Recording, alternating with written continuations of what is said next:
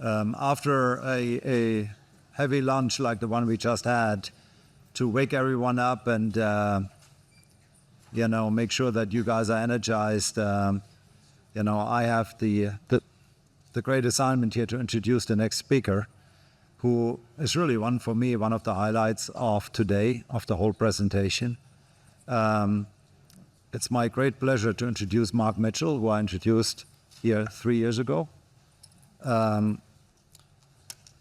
who spoke at the conference and laid out Dominion's renewable energy plan, for the centerpiece of which has been a $10 billion offshore wind farm off the coast of Virginia. And it's the largest of its kind in North America, and a very, very challenging project, even without considering the current political landscape, government changes, and things like that. It's one of the most complex energy generation projects in this country ever. And quite frankly, I don't know anybody outside of Mark Mitchell who could very successfully execute a project like this. And I'm not trying to be polite, I'm just telling the truth. I've not seen Mark's presentation, but I'm sure you will get exciting new information and updates on the progress that Dominion has made since they started the construction of this project. I think it will also be interesting to see how their generation profile has changed. Now with the arrival of AI, and AI came up 12 months ago at this conference. Until then, nobody really had it on the radar screen, and it really popped up with a bang. And I think it was Diane who gave the presentation, Dominion COO, a year ago, and she said, we need to dramatically increase our generation profile. And I think the rest of the industry in these days was warming up to the idea that the world has really changed with the arrival of AI. Now, Mark is the Senior Vice President of Project Construction. He leads the company's construction group, which supports Dominion's significant growth of offshore wind, solar, energy storage, as well as the execution of major gas generation projects. Mark has joined the company in the year 2000 as a project manager.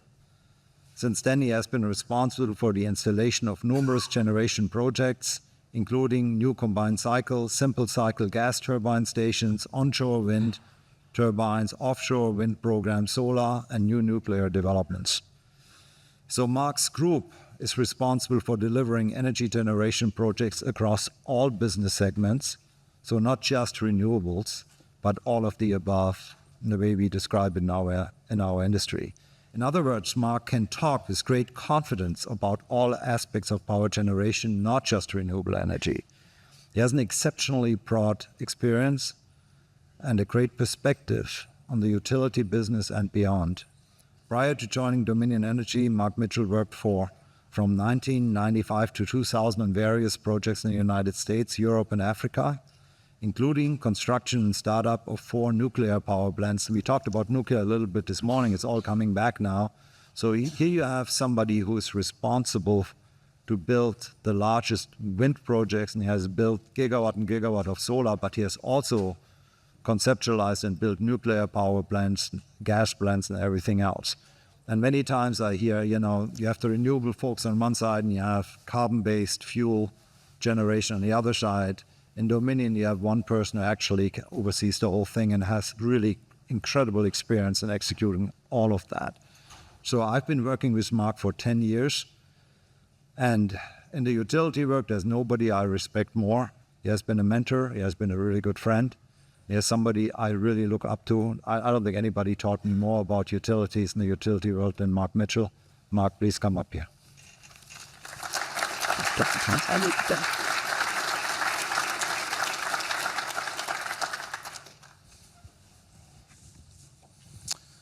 All right, after that great introduction, I'm going to try not to put you to sleep after that really good lunch you had. So we'll see how this goes. But anyway, it's great to be here with you this afternoon. Just one thing, I had this nice slide deck. I've just got a few slides. It's like illustrate a few things as it went along. I thought it was all done. I sent them in, but then our legal department looked at them. We have one or two. I think we have one lawyer that works for our company. So he said if I give you 4 seconds to look at this, you should be good. So anybody got any questions about this? If not, we'll move on from this. any rate, many of you know Dominion Energy. Maybe some of you don't know Dominion that well, but just a little bit about Dominion. We're headquartered in Richmond, Virginia, and we provide regulated electric utility service to 3.6 million homes and businesses in Virginia, North Carolina, and South Carolina, as well as regulated natural gas service to 500,000 customers in South Carolina. We have just under 15,000 employees and dedicated to executing on our mission, which is provide reliable, affordable, and increasingly clean energy every day. That's an important mission we do, and we're all dedicated to do it. And as you'll see, this is a very much changing energy landscape, and it is going to take all of the above. So even though I'm going to hear, and I'll talk about solar, I'll talk about various things on the clean energy side, I'll also talk about we really have a great demand that we're trying to work with.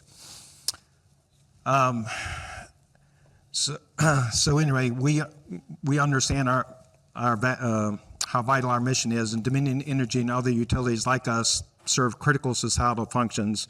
One that is growing ever more important to society's reliance on electricity increases. We go to work every day with a keen awareness that if we don't carry out our mission, nobody else can carry out theirs. That mission, delivering power to customers who need it, fundamentally hasn't changed in decades. And for many decades, our industry didn't change much either. Historically, the utility industry has been very conservative. It has to be. I'm sure you've all heard Meta's famous line, move fast and break things. That might be fun if you're developing an app, but it's not fun if you're in our business where you're trying to keep the lights on. But while the basic mission hasn't changed, over the past couple of decades, the way we execute has been changing, and it will continue to change because society is evolving, the energy landscape is evolving, and we're evolving with them.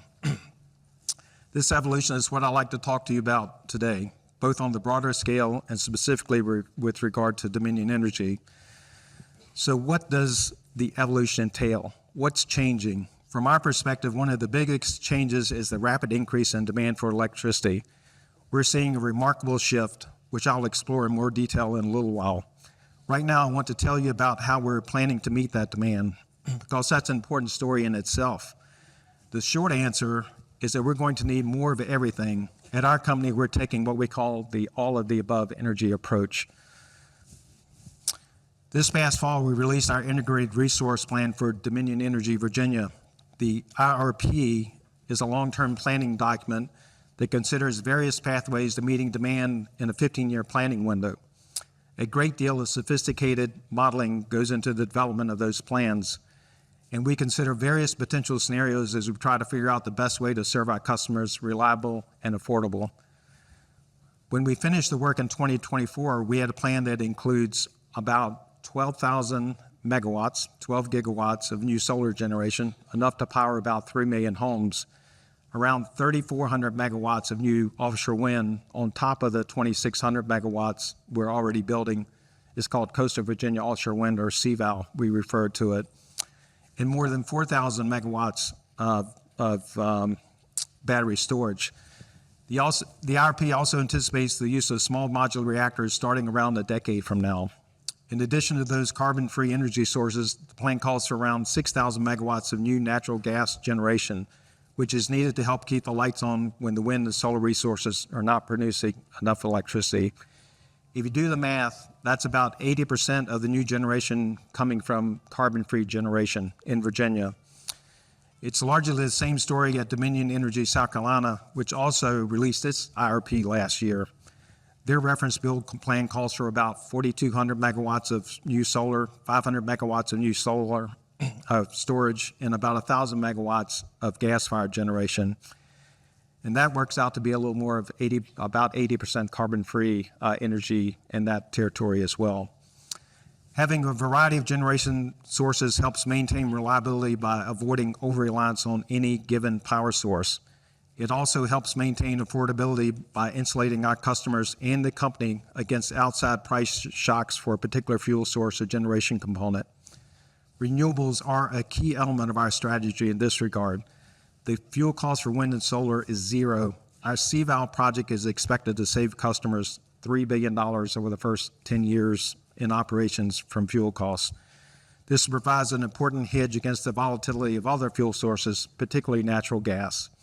And I would add, unlike natural gas, sunshine and wind aren't affected by the geopolitical uncertainties that we see today. A moment ago, I mentioned small modular reactors, or SMRs. As many of you are aware, nuclear power is enjoying a renaissance of popularity right now, and for good reason. It provides carbon-free baseload generation around the clock. At the federal level, both the last presidential administration and the current one both support nuclear. Many of you are also aware that there's been movement towards restarting nuclear plants that have been shut down. Holtec International is seeking to restart the Palisades plants in Michigan. Constellation is looking to restart 3 Mile Island Unit 1 in Pennsylvania. And NextEra is taking steps to restart Duane Arnold in Iowa.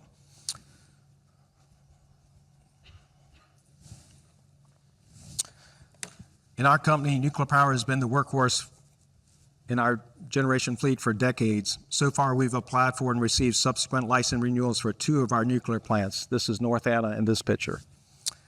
Surrey and North Anna both have subsequent license renewal, which would extend their life up to 80 years. So great carbon-free resource, 80 years. We're planning to seek similar approvals for our nuclear stations in South Carolina and Connecticut. In the meantime, last year, we issued a request for proposals to leading developers of SMRs to evaluate the feasibility of developing an SMR at North Anna. We also entered into a memorandum of understanding with Amazon to explore innovative new development structures that would help advance SMRs in Virginia. And we're in discussions with other companies about making similar arrangements. And we agreed to lease to the Commonwealth Fusion Systems for a fusion reactor that could be in operation in the late 2030 range. At the end of the day, though, it's important to remember that we're a public utility, not an R&D firm. So any decisions we make about SMRs will take into account what makes sense for our balance sheet and what makes sense for our customers. So what's the rationale behind this all-of-the-above approach? Why aren't we, for example, going to all in on renewables to the exclusion of everything else? This gets back to the soaring demand I mentioned a few moments ago. That is a major shift from the previous decade, 2010 through 2019, when demand for electricity was nearly flat. As things have been growing, we haven't seen growth like this since World War II, or probably 80 years ago. According to the grid operator PJM, average peak annual loads in what's known as the DOM zone, which includes Dominion Energy's Virginia Utility Service Area and areas served by co-op and municipal providers served by a transmission system, are expected to grow by 6.3% a year over the next decade. That's the latest projection, 6.3% a year. It's crazy. That's around 3 times the historical average, and that's up from PJM's previous projection from only a few months ago, which was anticipated 5.5% growth. Now we're a bit of an outlier, but the summer peak load in 13 states that make up PJM is expected to grow an average of 3.1% a year in the next decade. Nationally, the story is similar. The consulting firm Grid Strategies projects nationwide electric demand to increase almost 16% by 2029, and Deloitte projects power demand to rise up to 17% by 2030. And we're already seeing that growth. It's real. I always say, like, charts and graphs are real, but when you see the real growth year over year, it's amazing. Last summer, we hit a new demand peak 6 times in a single month. Those peaks were eclipsed this past January when we hit 3 new peaks in 3 consecutive days. One of those peaks was 10% above the previous day, or 10% above our record. The top 30 all-time summer peaks in the region we serve have all been set since 2022. So the growth is real. What's driving this? For us, we look ahead, some of this demand that we expect in coming years will come from data centers. We're hardly alone in that, but Dominion Energy is sort of a ground zero for data center boom. Marcus mentioned, Diane talked about data centers as well. Northern Virginia is the largest data center market in the world. It's larger than the next 5 U.S. data center markets combined. It's been estimated that as much as 70% of the world's internet traffic passes through Northern Virginia, and we connect an average of 15 data centers a year. And since just a few years ago, the average data center has grown in size from about 10 megawatts per facility to about 70 megawatts per facility. And we get interconnect requests for several hundred megawatts per facility in data centers now. And again, the same trend is showing up at the national level. As more of our lives move online, more data centers are required and more electricity is needed to support them. The proliferation of artificial intelligence is increasing the thirst for power even more. A report last year from Lawrence Berkeley National Labs estimates that electricity demand from data centers has tripled over the past decade and will double again by 2028, just 3 years from now. It's just staggering. Another macro trend driving the growth in demand is electrification, particularly electrification of the transportation sector. Battery electrical vehicle sales in the fourth quarter of 2024 were up around 15% compared to the fourth quarter of 2023. And the Edison Electric Institute projects that there will be more than 78 million EVs on the road by 2035, up from just a few million today. The sales of electric and cars and trucks continue to grow. Demand for electricity to change them obviously will as well to charge them. We can also expect to see electrification in the residential sector. The energy research company Rystad expects a 10% increase in residential electricity due to electrification of functions such as cooking and other things. Combine those factors with others such as population and economic growth, and you have a prescription for a historical increase in electricity in the coming years. For Dominion Energy, we expect electricity demand in our Virginia service territory to double by 2038. We're like a 100-year-old company, and we expect this to double in the next 10 years or so. That poses a clear challenge to the reliability of the grid. And again, our mission is clear: to deliver energy that is reliable, affordable, and increasingly clean. Reliability leads the list for important reasons. Maintaining reliability is our top priority. It's not negotiable. Our customers insist on it, and rightfully so, because when the power goes out, modern life grinds to a halt. I'm sure some of you are familiar with the internet meme, "You had one job." It's usually used as a caption on a picture showing how someone failed to do some basic tasks. Well, as far as our customers are concerned, companies like ours have one job: keeping the lights on. We serve some of the most critical entities in the nation, including the Pentagon, the CIA, several FBI field offices, the world's largest naval base, Northern Virginia Data Center Alley. Reliability is vital for commerce. It's vital for national security. In fact, it's a matter of life and death, as we saw during the Texas ice storm of 2021. Our customers have their power on 99.98% of the time if you exclude storms, so we are very, very focused on reliability. We all know how many minutes a year people's lights out are on average, so it's a top priority for us. Affordability is also crucial. We have a duty to provide good value to our customers, to manage expenses, and not to develop projects without a careful considerations of our customers' wallets. We take that duty seriously, and I'm happy to say that rates in our electric utilities serving Virginia, North Carolina, and South Carolina are consistently below the national average, and they've risen more slowly than inflation, which means you're gaining every year. Then there's the third piece, which is providing energy that is increasingly clean. We've done a lot of work in that area, and I want to spend a little time talking about it because I know it's a great interest to many of you. When it comes to reducing emissions at the national level, our industry has done well. From 2005 through 2022, in the latest statistics, greenhouse emissions in the U.S. declined 15.4%. The electric power industry is responsible for more than 3/4 of that reduction. Our industry has cut emissions by about 36%. That's more than 3 times the reduction of the commercial sector and nearly 4 times better than the transportation sectors.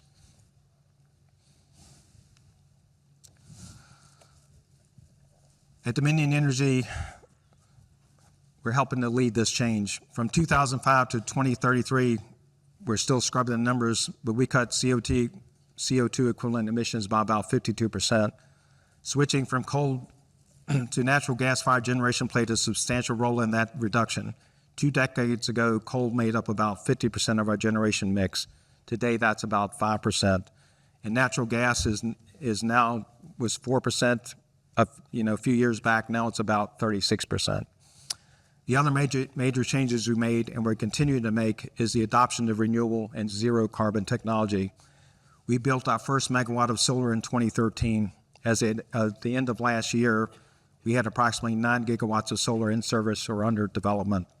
Right now, we have the third largest solar portfolio among investor-owned utilities in the United States. This past year, we brought 377 megawatts of solar online, and the Virginia State Corporation Commission approved another 764 megawatts. We basically go to them every year with a portfolio of solar that they look at, both PPAs and our own self-built. So solar is going to play a major role in our generation going forward. As an aside, I was also mentioned that we're using some of the four-legged friends to help. Here they are. Four-legged friends to help with vegetation management at some of our solar sites. Roughly 500 sheep live at 5 Dominion solar sites in Greensville, Louisa, Mecklenburg, Middlesex, and Sussex County in Virginia. And last year, this will be ironic that we did this on this particular site name, but last year we installed beehives, 4 beehives, about 180,000 bees at our Black Bear solar site. So. And we talked about offshore wind, but CVOW, which, as I said, stands for Coastal Virginia Offshore Wind, which is starts about 27 miles off the coast of Virginia, goes out to about 40 miles, covers about 112,000 acres. It is a very large project, as Mark has said. It is the largest in the U.S. It's the second largest in the world, although we debate that sometimes. But anyway, it's one of the largest in the world. One stat I had to look up, but we were using it because we were doing something in Denmark. But Denmark is very famous for offshore wind. This project has about the same output as all of Denmark's offshore wind combined. So give you some idea. So it's 2.6 gigawatts, enough to power about 660,000 homes. And right now it's going very well. We've installed about 78 monopiles. We've installed the offshore substation, which you can see in the bottom right. That's the heaviest lift that's ever been done for an offshore substation. It's about 4,000 tons, installed about 30 miles offshore. So it continues to go very well. Upper left-hand side is transition pieces. As of right about this moment, we've installed 31 of those. In the upper right, we're also very concerned. The upper right is a vessel installing monopiles. You can see 2 rings around it. So very concerned about the environment and mammals. So we have marine observers on every single vessel. Everybody has to go through environmental training on these vessels. Those 2 rings around that vessel are bubble curtains. So you lay a hose on the bottom of the ocean. It basically blows bubbles, compressed air, blew bubbles, and it deadens the sound when we're driving those piles. So it protects marine mammals on top of looking for them. Meanwhile, it's helping turn Hampton Roads region into an offshore wind mecca as well. It's worth noting, for instance, last summer, LS Greenlink announced that it would build a $681 million facility in Chesapeake to manufacture high-voltage undersea cables. And economically and environment, once it's up and running, CVOW will avoid about 5 million metric tons of carbon emissions per year. The project already has created approximately 2,000 direct jobs. If you add a ship that we're building in Texas, it would be about 3,000 jobs. And this project is creating about $2 billion a year, or $2 billion in American economic activity. Once it's fully operational, it'll generate about $200 million a year in economic activity. And as I mentioned, CVOW will provide savings to customers on fuel costs and will provide an important hedge against the price volatility of natural gas. We also believe it will provide much needed new generation to support America's AI and cyber preeminence. Right now, the project is a little over 50% complete, on time, on budget. It's a massive project in every sense, and obviously it's very important with a project of this scale to make sure you get things right. So we've been very deliberate throughout the whole process. We started with 2 pilot turbines that have been in operation going on about 4 years. They've been operating very well, about 98 or 99% available, and about 47% capacity factor, which was well above what we expected. Finally, as we added more renewables, we're also going to need more storage to keep in step with when weather isn't cooperating. So we're expanding our portfolio of battery energy storage system. But as you know, current battery technology is limited to only a few hours. As an industry, we need batteries that can discharge substantially longer. At our company, we are looking into some of the alternatives to lithium-ion batteries. 10 months ago, with the Virginia SEC approval, a pilot project was started to test 2 such alternatives: a zinc hybrid battery developed by EOS Energy Enterprises and an iron-air battery developed by Form Energy. The iron-air technology has the potential to discharge the grid for up to 100 hours. We're also working with Virginia State University to develop an innovative 1.5 megawatt battery storage project to provide backup power to the facility there. That project involves metal hydrogen technology, a variation that's used in the aerospace industry that can discharge energy for up to 10 hours. While executing all these plans won't be easy, I'm confident that we can get it done. But there are some challenges, or at least some considerations, that all of us need to be thinking about as we proceed. One of those is policy consistency. By their nature, large infrastructure projects take a long time to build. When we finish CVAL next year, it will be 13 years after we executed the lease agreement with the Bureau of Ocean Energy Management and 6 years after we submitted a construction and operations plan. We've been fortunate that CVAL has proceeded on schedule and has not run into any major roadblocks. We've also been fortunate to have consistent support for CVAL from successive Virginia governors of both parties, from state lawmakers of both parties, and from local communities. When you're planning projects 5, 10, 15 years into the future, the way we have to, given the business we're in, it helps to know that the policies supporting those projects will not change radically as we're moving from planning to implementation.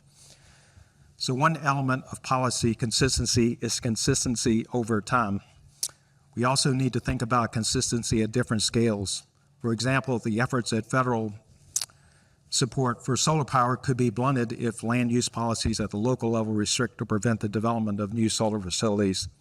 There's an important question about how we can coordinate public policy at the federal, state, and local level in a way that supports the progress we want to make in the energy sector while still respecting the manner in which powers are assigned at the federal level. A second consideration is the pace of regulatory approvals, which contributes to the amount of time it takes to build a project. A lot has been written and said about this topic, and we have seen some encouraging movement at the federal level. There's a growing recognition that when it comes to the clean energy transition, we're racing against the clock.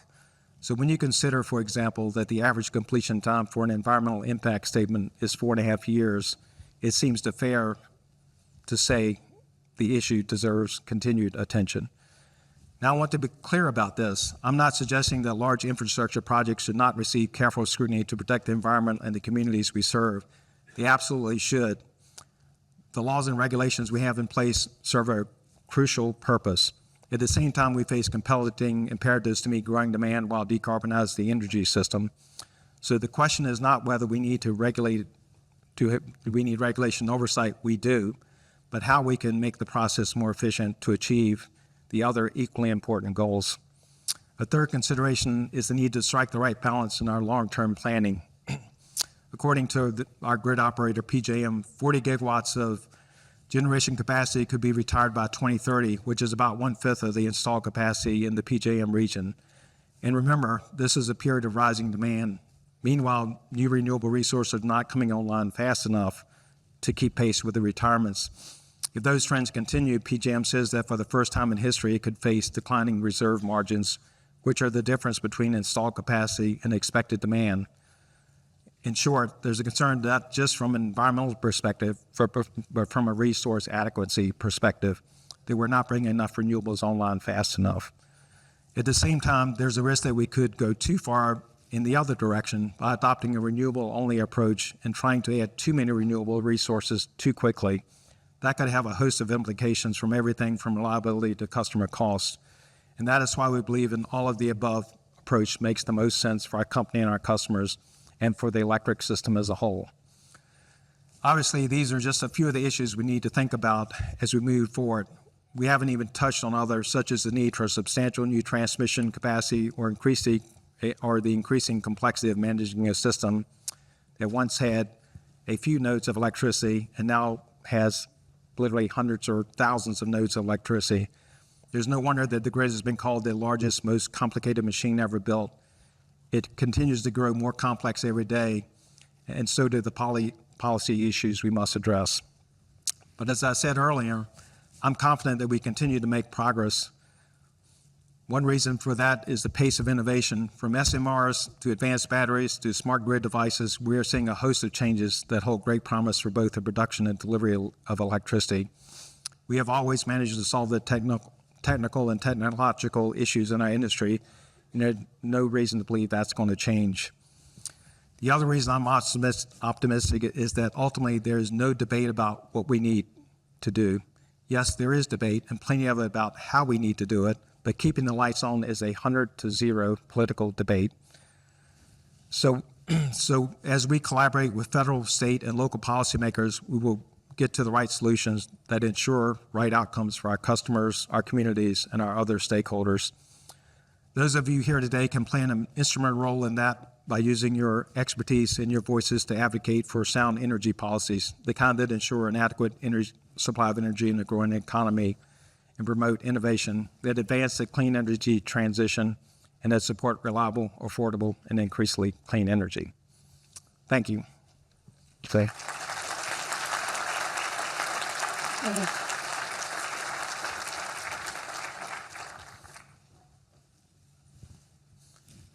We probably have time for a quick few questions if folks have questions or comments.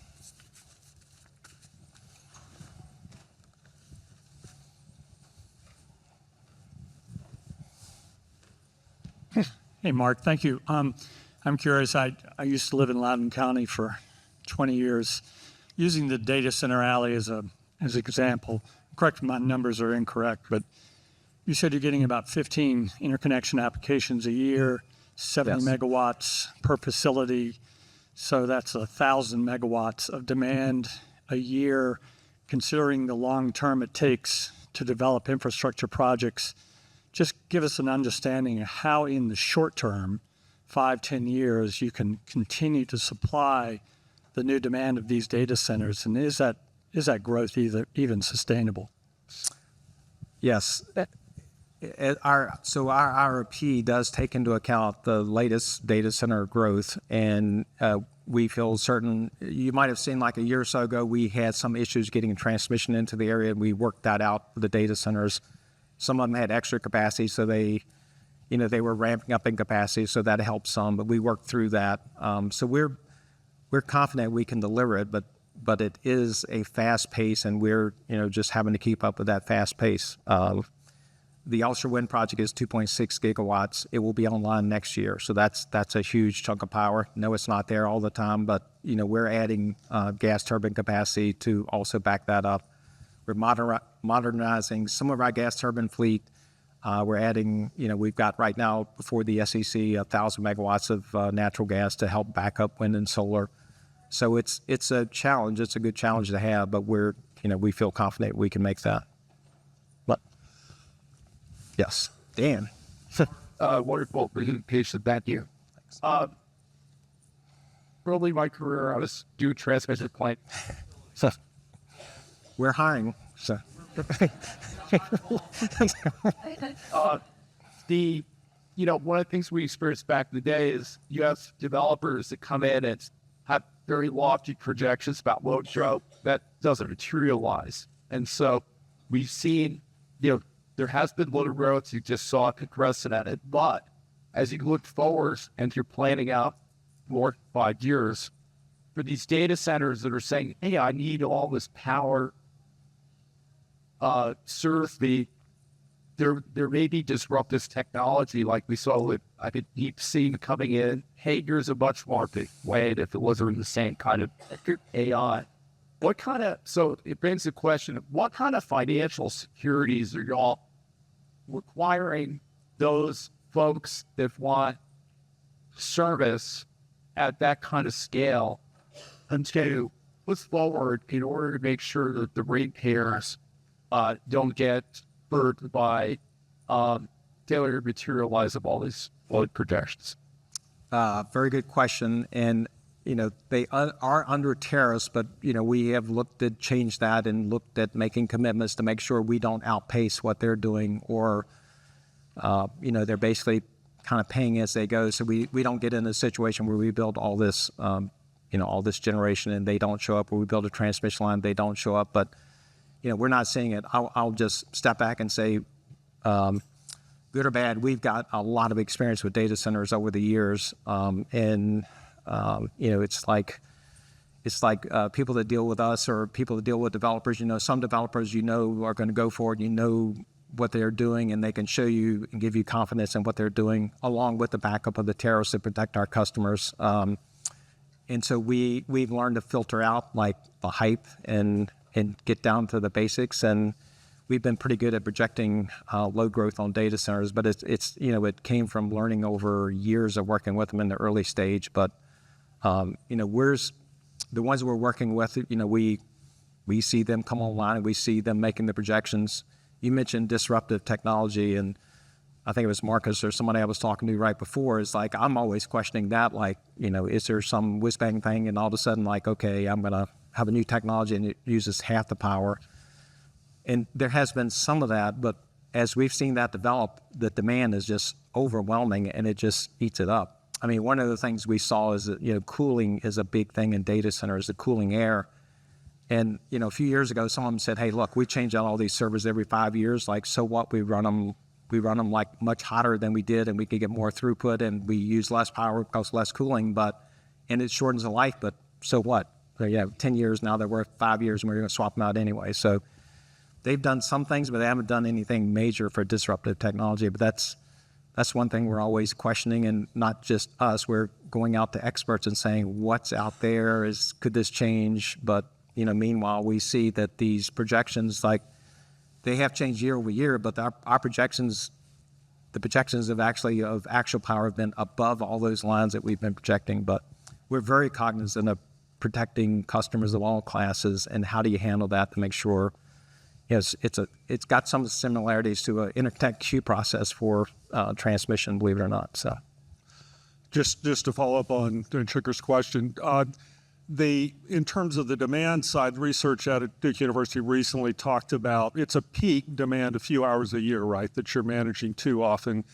And can the data centers cooperate with the grid a bit more for those services? So the role of demand side, VPP, other ways to deal with those few hours. And the second question is, what's your opinion on PJM interconnection reform and kind of speeding getting large-scale solar and storage and wind on? And congrats on the offshore wind and Cross project. Yeah, so the first question is so data centers can do things, and for instance, I think all of them have backup power. They have backup power. They're like 2 megawatts per generator. That's the way I tell how big a data center is. When I fly to Dulles and DC, you can look down at a data center and count how many generators in the back, and you get an idea how big the data center is. But for instance, during peak load demand, they did this in this January peak. They can start those 2 megawatt generators, and they can lessen that demand. So they basically bring on what they can, not every single one of them, but that's just one way that they can do some of that. The PJM question is an interesting question if I put on my generator hat versus other hats. But the grid is not simple, and PJM just went through a new interconnect process. Those of you who don't know, it's called the cluster process, and they're going through the first one. I don't know where they got that name, but anyway, so we had projects filed. In fact, our offshore wind project was filed in 2019 for interconnect. It would typically take 2 to 3 years, and we are just going to get that interconnect agreement done at around the end of this year, because they went into that transition process with FERC. So, I can put my generator hat on and talk about all the horrible things of this not working well and all, but, other transmission operators are looking at different processes, and I think we just have to continue to tweak it. But hopefully with the PJM process, they'll get through this transition cycle 1, they call it, and then transition cycle 2, and then it'll smooth out a little bit. But there's a lot of transmission work that needs to be done. Some of it, like if I take our system, solar is generally done in Southern Virginia because, good or bad, that's where land is, that's where people cooperate to do it, or offshore wind is done offshore, and the grid was designed to get the power out to the shoreline, and that was it. Now you're trying to push all that power back. In our case, we're trying to push a lot of that power to Northern Virginia, and the grid's not designed for it. And so it's not just generators. PJM has come out, with some system upgrades that they're doing on the transmission system operators. In our case, one of the ones that we're looking at is working with AEP actually, but converting 500 kV systems to 765 kV systems, which support a lot more power with not much change in right of way to do it. So but anyway, it's a tough problem that they're working through. So yeah, I could talk good or bad about their process, but they went through a stakeholder process. Have to give it a chance to see how it works. All right. One other question back there. Yeah. Steph. Thank you very much. I just wanted to ask you more specifically about the Dominion Commonwealth Fusion collaboration. So you marked getting that on mind. Do you follow your business? That's actually an NPL on the Spark demonstration reactor, so I appreciate a lot. So in physics, risk that still remains on the demonstration London commercialization project. So I just want to understand how you guys are looking at that project, whether it's you're using it to build surplus capacity, what you have done that seeks product in case it doesn't come through, how this using the energy mix over thinking not this decade or the coming decades, how do you view that risk profile over time? Yeah, so to be clear, that's a smaller scale facility that we had property that suited them to build it. It was actually a site that we had thought about building a natural gas plant on. So it suited them, so we've leased them the site. I mean, we're always interested in supporting new technologies, innovative technologies. Fusion, as you probably know, has been around actually a really long time. People have been working on it a really long time. Like early in my career, one of my guys in engineering school went to Princeton to work on their tokamak fusion reactor. And, getting more energy out than you put into it. Now they're starting to get that for a small length of time, but that fusion reactor is not something we're counting on like an IRP at all. In our integrated resource plan, we're looking at it's the real thing about keeping the lights on. So what can we get there? Like 15-year load profile, what can we get there that we've got confidence we can get there? And fusion will be a great answer if it develops in the future, and we're hopeful they will, but it's not something we're depending on like in our plan exactly. So one more question in the back. We'll stop. Yes, talk that they where yeah. It's Hi, thank you. I actually last summer had the privilege of touring the pilot pylons out there off the coast of Virginia Beach, and I was really surprised not only how beautiful they were, but how quiet and the amount of environmental protections for a species that were implemented, like these bubble curtains, to make sure that we're keeping sea life safe. At the same time, I feel like I hear a lot about folks being really worried about bird collisions and other sorts of environmental damage that maybe isn't as much of a concern as the hype would say. I'm curious, how do you all navigate your responsibility for talking to the public about the real implications of these sort of offshore wind projects and dispelling some of those misconceptions? Yeah, so communications, whether it's offshore wind or anything else, we try to do a lot of communications about a project, and we took a lot of our lessons on how we communicate about projects and how we lessen impacts. And they can be anywhere from environmental impacts, like you're talking about, where you got to have official studies, to like an onshore wind project where we're building on top of a mountain and this person wants to get their kid to school and we're holding up a school bus. I mean, so you need that communication at all levels, because that's a simple problem to solve. We just don't have deliveries from 8 to 9 in the morning to solve that problem. But, offshore, that far offshore at the moment, there's not that many birds, but yes, we do have bird monitoring. The pilot turbines actually have a lot of camera systems on them. We've got some cool pictures of some birds that do get out there and of a great white shark below the turbine and everything else. But, we just monitor it. We have, prevention systems and things like that on it. But, that far offshore, it's actually a help from birds, but we're constantly monitoring all the wildlife and, what we can do about it. So that's it. Oops. But yeah, to what extent do you see large load customers, like data centers, taking their generation behind the meter, taking control of that, and how is division at the moment, we need all the power we can, so they want to put it behind the meter, that's fine. And there are some examples. There's been some announcements, with, I'll say, EPC companies and data centers working together to build behind the meter. We're not seeing that take off a lot, but we're fine if it took off. But but we're not seeing it so far. But there definitely is a lot of information in the news about that could happen.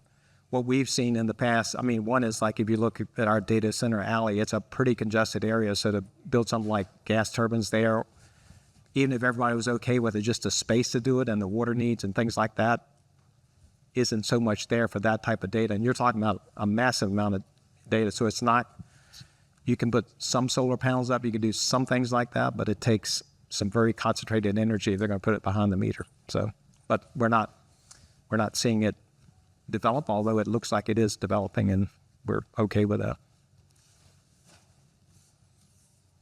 All right. Thanks, everybody. I'll be around for a while. So.